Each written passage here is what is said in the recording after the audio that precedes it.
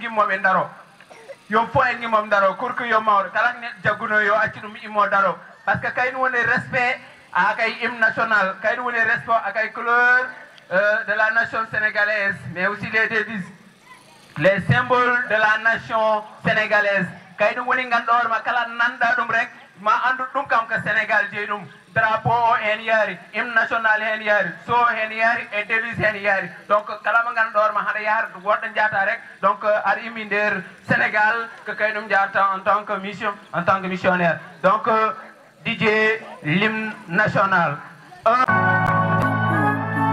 Pensez tous vos corps de fable balafon le lion rouge a régi le denteur de la brousse, le dente tel l'enceinte dissipe les ténèbres. Soleil sur notre terreur, soleil sur notre espoir. Debout frères, voici l'Afrique l'assemblée. Vive de mon cœur, vers épaule contre épaule. Mais plus que frères au Sénégal est debout, unissons la mer et les sources à forêt. Merci beaucoup aux autorités, merci beaucoup aux professeurs, merci beaucoup à Serinka, merci beaucoup aux élèves et étudiants ressortissants de Galdamel, merci beaucoup aussi aux élèves de l'école élémentaire Galdamel Naudebouyo. Merci beaucoup. Merci. Alhamdulillah Rabbil Alamin wa salatu wa salam ala rasulillahi sallallahu alayhi wa sallam caggal yettude Allah e julde nelaɗo sallallahu alayhi wa sallam en mbi'at alhamdulillahi Rabbil Alamin he en jekkita konngol ngol ngannduɗaa ngol nene hingolo men nisi hingolo men mawni hingolo men teddititi sabi konngol monsieur le maire de Ceppo si ɗum yawti hombo weltoro oɗo ñalawma hannde mo ganduɗa one ko sukaɓe men mbaɗima kérier miijimbo kalatimbo pour wadde mbo pour weltinde ɓe ganduɗa ɓene a ɓini ɗo jangga oɗo école o français mo ganduɗa o woni école Galdamel Naudibouya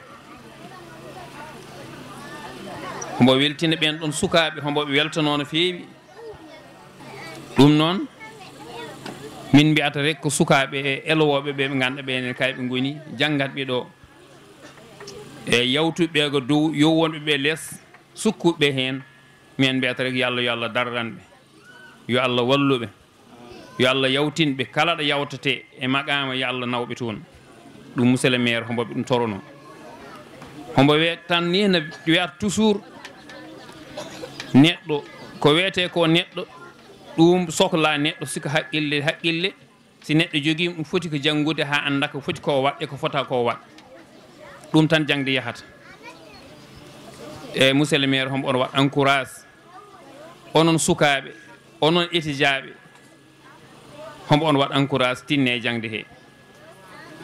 jangde he ɗum fo waade noon e ala kulli haalin monsieur le maire wi hombo rutto hombo salmina ɓe ganduɗa ɓene kayɓe goni sababuji pop pottital ngal ɗo homboɓe yetta homboɓe waɗa encourage homboɓe waɗa félicitation woni e metoroɓe men ɓurɗen hen tesko ko monsieur Ba hen mbiya sen ɗum calmani yettinan en salminani ndu mboolem ɓe ganduɗa ɓen koɓe metoroɓe jangguinaɓe ɗo e gokke walla nder commune he foof maire hombo on salmina hombo on juuro hombo on weltano hombo on donode Allah ɓesdata gandal mon tinnata darde mon moƴƴina batte mon e ɗum ko so ɗum yawti hen ɓe sukaɓe ɓe ganduɗa ɓen kayɓe goni hooreje daraniɓe golɗo ndeɗo darde yo Allah okkuɓe woppidaɓe haqqillaji mumen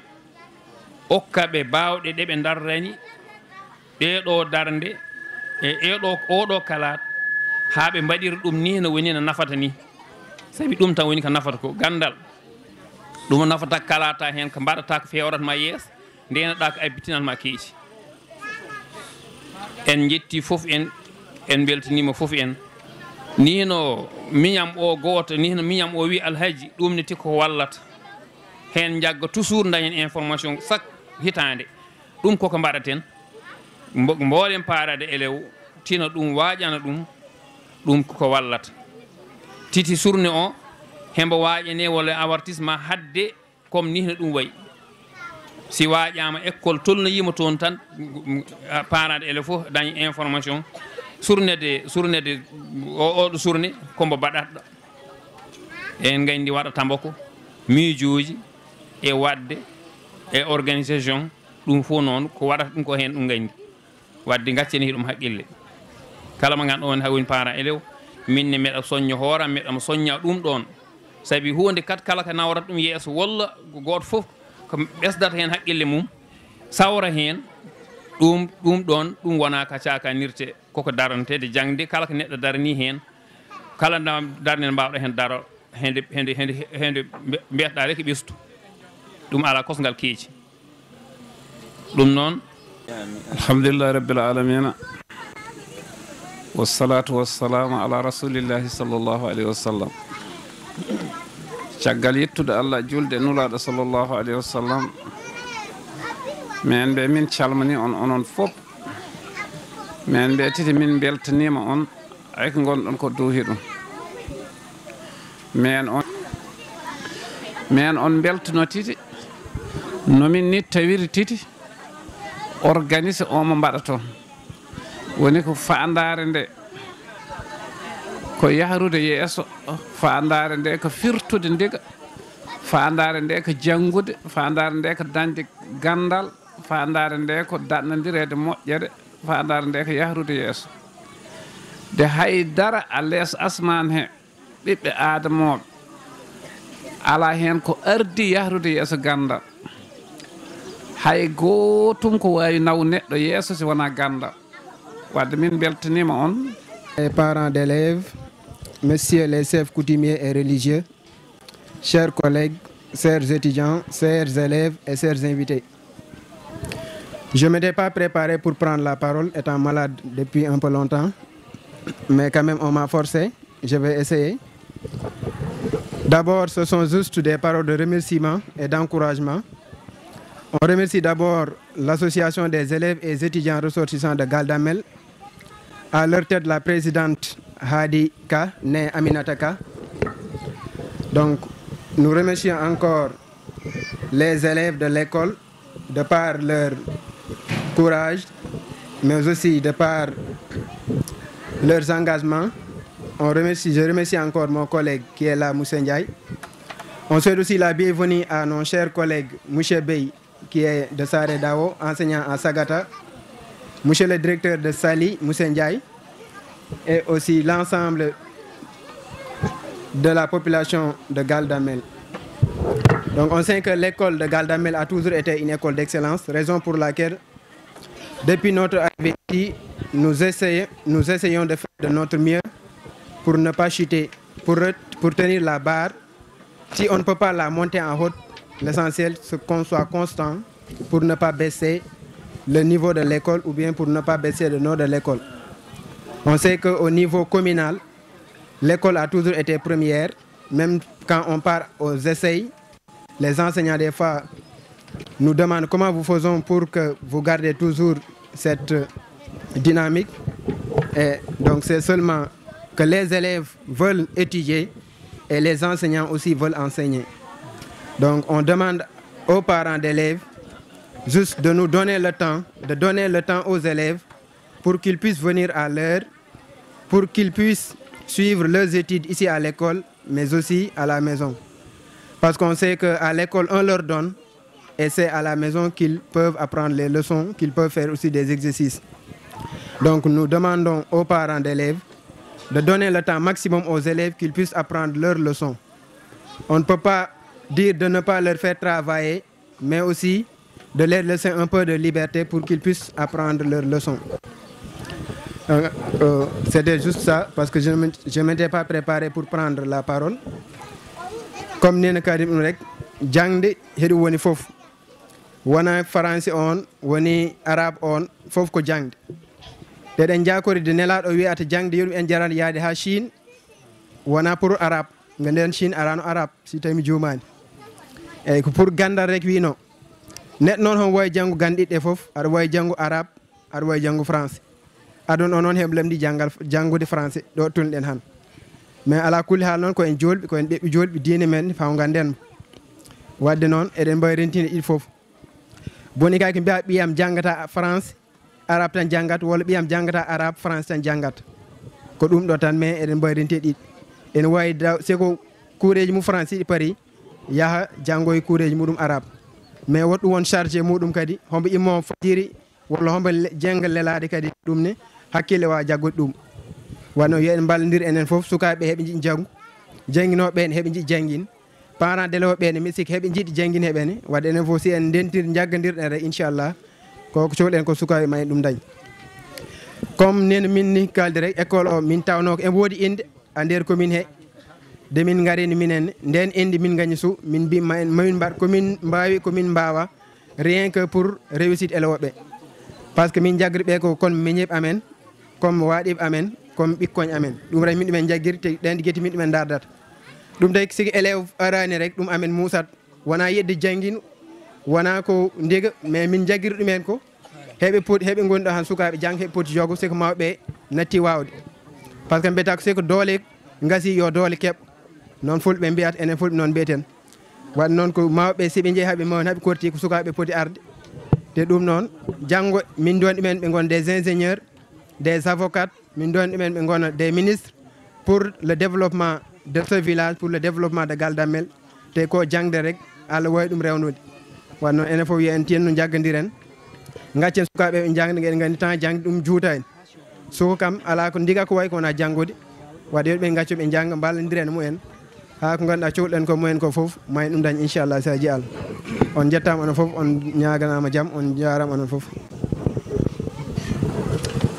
Merci beaucoup monsieur le directeur. teg ko ci aw yoon mën naa dem ba xale bi jàdd aw yoon te dina jafe lool pour mu ñëwaat te maanaam li Abdoulaye Wade wax nag ancien président dana woon dis-moi quel peuple tu as je te dirai quel peuple tu seras wax ma yan ndaw nga am tey ma wax la ban peuple ngay am suba kon nag ndaw dafa war a nekk loo xam ne ni dañ ko war a tàggat war koo yar ci xam-xam war koo yar ci liggéey ngir bu màggee mu amal njariñ société bi kon kàddu yi gudd na maa ngi jégalu aussi imam yi xam naa ne ci njuumte yu bari yi maa ngi sant bu baax a baax daal di am mbégte ak kontaante bokk ak yéen liggéey bi bokk ak yéen gox bi ndax ñoo bokk ndey ñoo bokk baay ñoo bokk gox yu juddoo ñoo bokk aussi lépp lu ñu bëgg muy développement kon yàlla nañ si yàlla jàppale ba lii nga xam ne nii moom mooy fête bi nekk fête bu am solo que la fête continue à être belle merci vraiment je vous remercie. Merci beaucoup monsieur Bathité.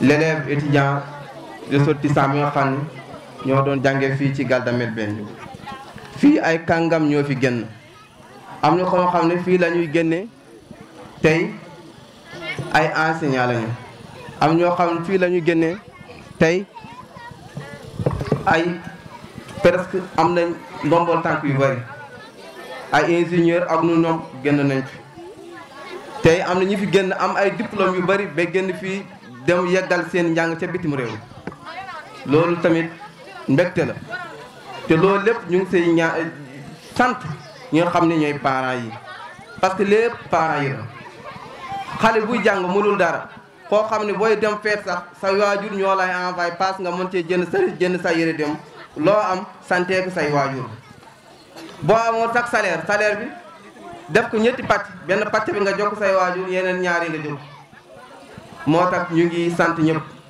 Mahmoud kontaan nañu Alaaji ay xale yoo xam ne ay référence lañu tey Mahmoud mi xale la peut-être sama maas la wala sama rakk la tey moo nekk directeur école bu Kiineen Alsan Alaaji mi diplôme bi gën a baax ci université Cheikh Anta Diop bokk nag ñi koy am te loolu tamit mbégte la ci ñun waa Galdamel ñoom Mamadou Aliou tey boo demee ci sud réew mi fi gën a sori xëy dugg foofu la ñuy jàngale boo demee tey ñoom Arouna Ba petit frère de Dabbaax ñu ngi jàngal ork jeere foofu la ñuy jàngale te loolu ñëpp fii la ñu génnee kon mbégte la ñoom Alpha ñoom Baye yëpp ay xale yu am avenir ngeen di leen ñaanal rek yàlla ngeen yëggal seen sago yàlla na leen yàlla jàppale tey beneen parce que nee nañ man tiituma ci Galdamel dara parce que monsieur Bey wax na ko sànq nee na boo bëggee xam sa dëkk nu muy mel ëllëg xoolal sa jeunesse tey yi nga am tey te ñun yi nga am tey am na ci ñoom yaakaar kon maa ngi ñaan moo tax ñu ngi ñaan tamit monsieur le maire xam naa dina ki yeggal suñu ay kàddu na jàppale école bi parce que école bi tey nekk na ci école bi gën a def résultat yu gën a baax fii ci commune Thiep école Galdamel bi mooy numéro 1 tey étudiants yi fi génne tey ñoo nekk étudiants yi nga xam ne ñoo gën a wex ci biir Sénégal ñoo nekk étudiants yoo xam ne ñoo gën a mën a jàng boo demee université Cheikh Anta Diop boo demee France tamit ñu ngi fay am ay diplôme yu baax ñoom ñëpp fii la ñu génnee kon ñu ngi ñaan rek yàlla na jàmm yàgg merci beaucoup 8 heures tawna robinet so a uddi 10 heures tamit a ƴooka kay 14 heures 15 heures 16 heures ndiyam ɗam wi kam muƴɗam yaha hannde saɗa hannde yalti an haɗa yaha donc andini yimɓe gese meɗen ɗeni eɗen potiɗan infrastructure aji eɗen potiɗan ɗum allu eɗen potiɗan ɗumen hôpital eɗen potiɗan poste santé ɗum ɗum en ngara ɗum donc hannde kala ƴettan hannde kamɗo fuɗɗa eto village a ɗumen sohla village a ɗumen sur le plan sanitaire eɗen cohli dispensaire par ce que sare daw koko woɗɗi saggo koko woɗɗi eɗen cohli bolol imagine jiyan neɗɗo immoɗo wonongal sosam yaha kay rawa mais heɗum woɗɗi yoɓe jettinoɓe tali aussi il y avait aussi le représentant du monsieur le maire il est parti donc Ablaye Mamadou donc ɗum jettanam monsieur le maire faraɓe école Galdamel Nawde Bouya gila mawɗo ha kurka debbo hen a gorko hen foof en mbeɗa weltani machallah mbeɗa weltano kadi maître-oɓe école Galdamel Nawde Bouya ƴettiɗirmi ɗum tan a Babacar Sadio o iɗornoɗo ɗo CI o ha arti ɗo monsieur Harouna Kaya directeur Harouna Kaya monsieur Ba meɗen ɓe beltano no feewi min mba jobdi mumen Allah tan jogui jobdi mumen yo yoɓɓe heɓe gondi yar heɓe gondi teggin heɓe gondi yimɓe kala koɓe kewora oɗo école eɗen mbawi mbo wawas dañi komo dañi koɗo mbo wawas yaltin ko ɓeɗo sukaɓe mbo yaltini machallah en beltima ɗum ɗo de kam en dañi yakar ɗum jillotono ɗen minen dal min diccaki ko sukaɓe amen mbasanno amen dawan walla koɓe amen mbasanno defan walla koɓe amen mbasanno wuppan ni hen dal min tambali résultat o machallah min beltima en jetti foof en jetti maître-oɓe en jetti sukaɓe heɓe mbawno wi tan o école nomo muusiri ni anoɓe ɓoyiri ni a lappanɗe hemba hamnugol hemba heɓe mbawno de ɓe jaltirek ɓe mbi alhamdulillah minen de si tawi tan min jaltiɗe caɗele hanti kam kala no min mbaɗi koye amen ɓe koybatina kono ɓe mbaɗani ɗum ɓe ɓesdi ko tinnare ɓe ɓesdi darade ɓe mbahlati ɓe jeccuti école o ɓe peeɓi e nayi daranadewa ɓe jahniramo yeeso ha miñi mumen ɓe ɓoɓe goppi ɗo a sukaɓe mumen ɓe ɓoɓe goppi ɗo ɓe mbaɗa resiri comme mumen machallah ɗoɗo hoɗon daari nde darde nde daari ɗon de mbeɗen dañi yakar yallah woto Allah tas yakar min beltima no feewi yallah yo Allah yoɓan amen on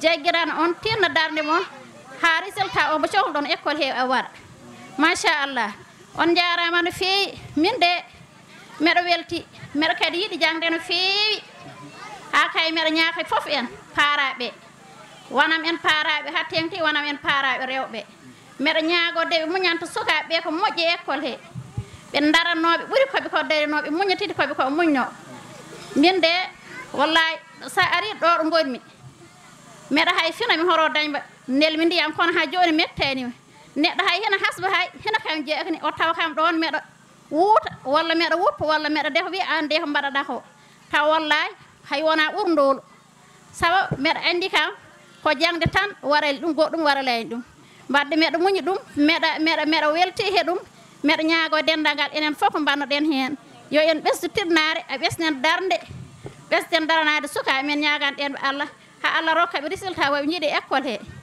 hene école Galdamel Nawde Bouya gacce ngalama heeɓa mba yaltani étudiant uji ɓe hen ɓeni nder leydi he ɓe hen ɓeni caggal leydi heɗeno ñagano Allah yallah yo Allah artirɓe e dow jam mba dañi ko gandanɗa hoorema école nawle ɓe heɓe siwa ɗum dañ walla tawima ɗum dañ neɓe siwa kala mo dañi ko hay goto dañani noon haɗa foti wat ko hay goto waɗani tinnoɗen hen jaggen hen no feewi gaten hen celleji men eyo sika yawti ɗum tan meɗa wi fof en bisimilla mum en meɗa weltano kadi hoɗon jafno noon parole he mi wona ƴettowo parole kono ko weltade tan meɗa weltano kadi sukaɓeɓe a waɗgol ngol ɓe mbaɗi kam ɓe jiino ɗo ɓurɗo kam hen handu ɓe jii hen ɓurɓe kam hen yahde ɓuuri ka yii kam en ɓurɓe kam hen waɗa yakar kono ɓe mbaɗani ɓen ɓe mbaɗi kam wadde noon firtike ɓe mbaɗiri ɗum ko saabi Allah ɓe mbaɗirani ɗum ɗaɓɓere ɓe mbaɗirani ɗum gabbel gotel ɓe mbaɗiri ɗum ko saabi Allah ɓe weltima mumen ɓe donimaɓe Allah mi yi yar mumen a teggin mumen a relation mumen maɓe jogode élewoɓe he pop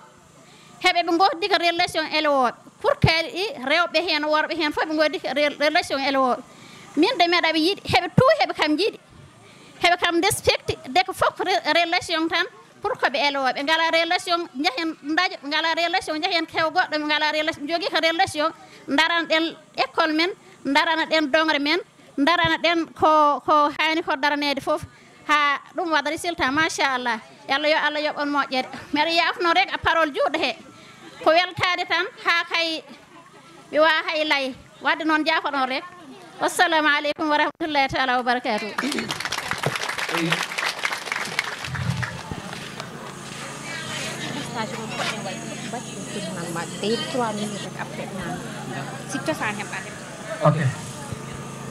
Ok, merci beaucoup à la marraine. À toi la société, à vous nos parents, vous qui avez sacrifié mon avenir, vous avez limité mon bonheur. Vous avez dit que l'école est faite pour les garçons. Vous avez dit qu'une fille à l'école n'est que peine perdue.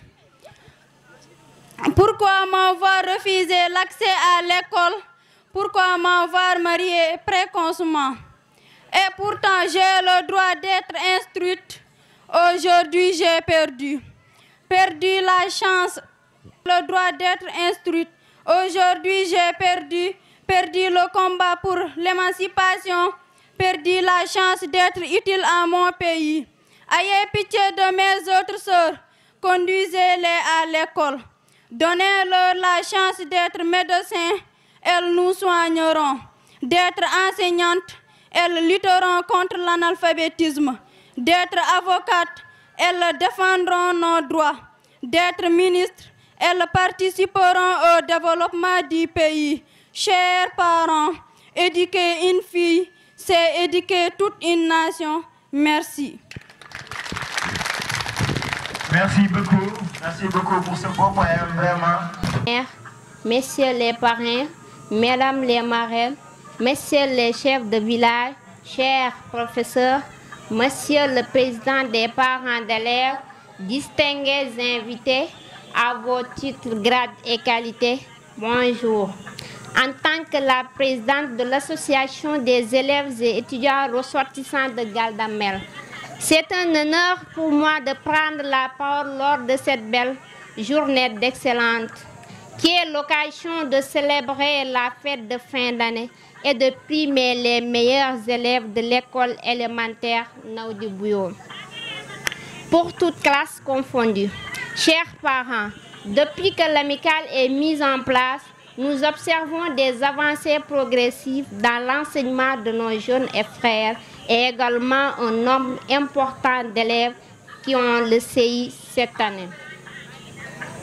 L'amicale qui est fixée comme objectif d'appuyer l'équipe pédagogique de l'école, faire des sensibilisations pour convaincre les parents d'élèves à entrer les élèves à l'école, ainsi que la recherche des partenaires techniques et financiers pour appuyer l'école sur le plan de la réalisation de certaines infrastructures et aussi la dotation des matériels pédagogiques pour une bonne motivation du personnel et des élèves commençant à être atteints.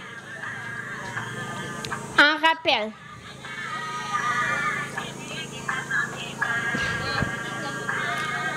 rappel, l'école Galdamel Naoudi Bouyo a formé beaucoup de personnes qui ont commencé à émerger dans beaucoup de secteurs, car nous avons des professeurs de cycle élémentaire, également des masterants au niveau national et international. Je suis profondément touchée par la confiance que vous m'avez accordée à travers toute cette durée en m'élisant présidente de cette amicale. En effet, le thème de cette année qui est la participation de l'étudiant à l'effort du développement municipal, qui est en parfaite phase avec les objectifs de l'amicale, car aujourd'hui, tous les membres de l'amicale s'engagent au développement de leur communauté.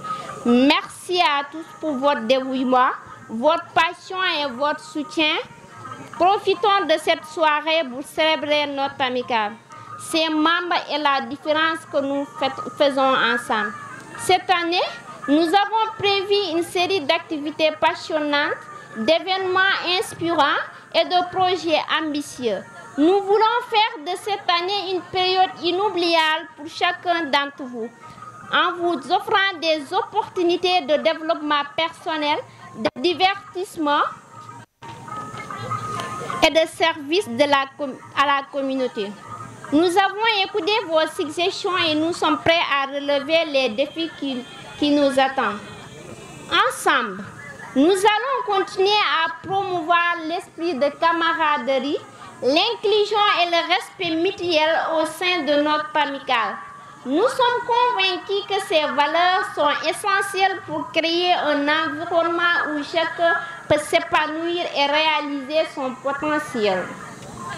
En définitive, je tiens à remercier une fois de plus chacun d'entre vous pour votre engagement et votre soutien. Je suis convaincue que cette année sera remplie de succès, de découvertes et de moments mémorables pour notre amicale. Alors, envoyons le pas ensemble, qu'il y ait des souvenirs extraordinaires et faisons de cette année scolaire une expérience enrichissante pour tous. Sur ce, je vous dis ce petit et modeste mot qui ne sort de la bouche que sous l'effet d'un acte qui inspire la gratitude. Merci. Je... Pas présent. Habiba. Présent. Habiba. Présent. Hadika. Maimunaka. Présent. Pinabuka. Présent. Sambalma. Absent. Aujourd'hui, on va faire une leçon d'histoire. Rappelez-moi la dernière leçon qu'on a fait en histoire.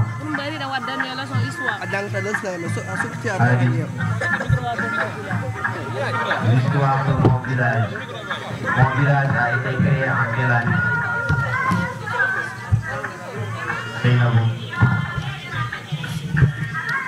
En 1500. Vers les années 1500, très bien. Qui fut le premier chef de village? Voilà. Baba Ndiaye Yeroga. Qui est l'actuel chef de village? Habiba. Ousseynou Baba Ndiaye. Baba Ndiaye Ka. Très bien. Alors aujourd'hui, on va faire une nouvelle leçon portant sur l'histoire de mon école. Comment s'appelle mon école? Salut. Mon école s'appelle Galdamel Naouliboué. École Galdamel Naouliboué. Très bien. Mon école fut créée en quelle année? Ali. Mon école fut créée en 2002. Mon école comptait combien de salles de classe? Zainabou. Une salle de classe. Une salle de classe. Un abri provisoire. Très bien.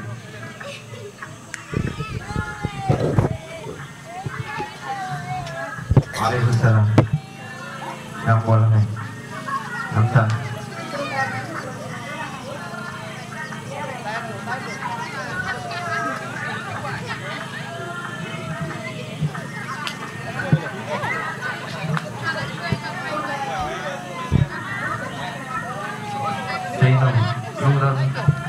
Jom dengan betul, kita nggak janggal.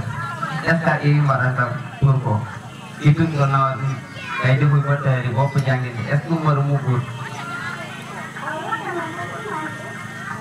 Kurung hani ne ɗum ɗum ɓuruta wonta e hoore mum nawa ɗum tawi dehoy batta e woppa jangde mum nde heer ene jangi ɗum ɗum wattodirtake e ndegi eyyi inchallah qui fut l'actuel directeur de mon école le premier directeur de mon école Ibrahima Lolé. Sois sérieux dans le travail. Est-ce que vous êtes d'accord? Salut. Monsieur Bakary Sadio, très bien. Mon école compte actuellement combien de salles de classe? Adi. 3 salles de classe. Qui est l'actuel directeur de mon école? Maïmouna. Monsieur Arounaba, très bien. Donc mon école fut créée en 2002. Le premier directeur s'appelait Monsieur Bakary Sadio. L'école comptait une seule salle de classe en abri provisoire. L'école compte actuellement 3 salles de classe. L'actuel directeur s'appelle Monsieur Arounaba. Donc si vous rentrez, vous dites à vos pères de vous chercher des extraits de naissance. Parce que bientôt les examens. Debout. Vous chantez mon beau village.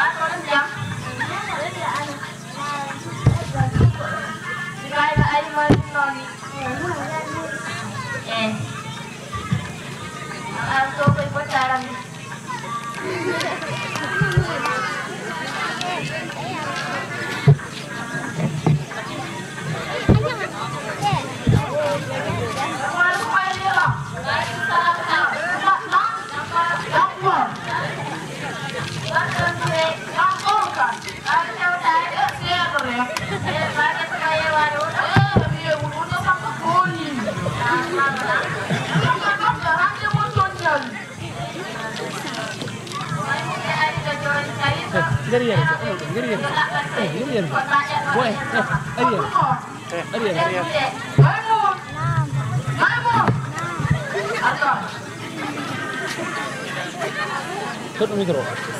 Hajan.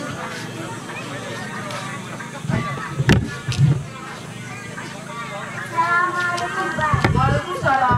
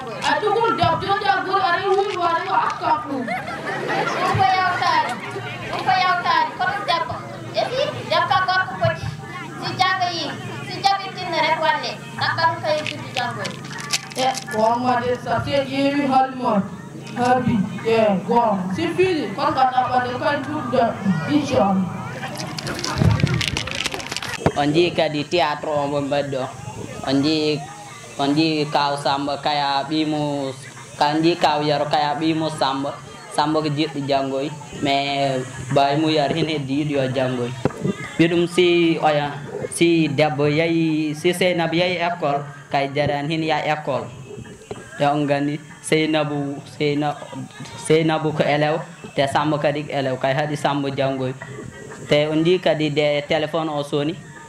Kai hori mo décroche te kadi wi ko sa so an téléphone o crédit yahat on gan dum foko wazi jangu ono on gan dum foko wazi jangu kay dum taki acci sambo yai école taki acci sambo yai nges wa dum acci nges dum rek taki en acci sambo ya école dum sambo wal dum ko ondi kadi ondi Mose Ndiaye kaya mero gardo hillu ko bimo mero wi dum Marawi yo lop dum Seinab def noy dum botter kaya lottal on gandi gandal wadde take lottal wadde take ndege kala jeeda do ko gandal jogi dum andi dum taki Mose Ndiaye wi dum kay ari Mose Ndiaye lum am biyam o mi naw dum wor def noy kam botter Mose Ndiaye wi dum do winda ka règle jet de mina benel de kam bian kam no effectivement kay dum ala règle je on dum ay ngani se kay silum dum bi mo yay def no dum batari super toujours compo si ari andata yendig anta ek binjangi andata yendig on di kadi alwob dit be warab do pertibi ala on gandanda hidi jango me ala matériel onon para be wad memontoro so ndey nanu mo bi mon école il faut conno dum matériel bo wawi jangiro an ela wono sa sodna matériel il faut mbatta en hakkil ma pour mbasa lugo en nawluma on di kadi ela on ganda day wa perti nder école ustazo yin museo yin explique kayino kok tableau wadono elo be kadi memontoro so on jidi ando jangde monen digi il faut mbara concentré museo pour gandon leçon lay ko gandon e won nafor leçon de dum fo wara dum concentré on di kadi elo gandana beta Seinab dimme do yayi mu extrait de museo wi yo jawandum extrait de naissance o yayi mo kay wino yayi mu dum e de kay bay mo ari ka mero widum Seinab arti wi ke ya men dema extrait de naissance kay wi e gon extrait de naissance woni droit kurko kadi me dum jawna to hedum an hollirat kurko hin jogi indi hin jogi yattode extrait de naissance non jawrtek say kurko daña makay sas famo yungum kaytol go kaytol engol mbaddata photocopie yumo kay photocopie babo nawa mairie be mbatta mago extrait de naissance meɗo salmin galdamel naɓe fof min contani jour he min contani min jettimo mais yetto musidɓe am ɗiɗo ɓe vraiment on jarama ɗum fof onon mbaɗ ɗum ko meɗe yetta kadi ɓe jagguɓe hen ɓe jetta ɓe jagguɓe jour he mais yetta étudiant ɓe mi yetta onon ɓe fof merci beaucoup. Machallah, très bonne initiative.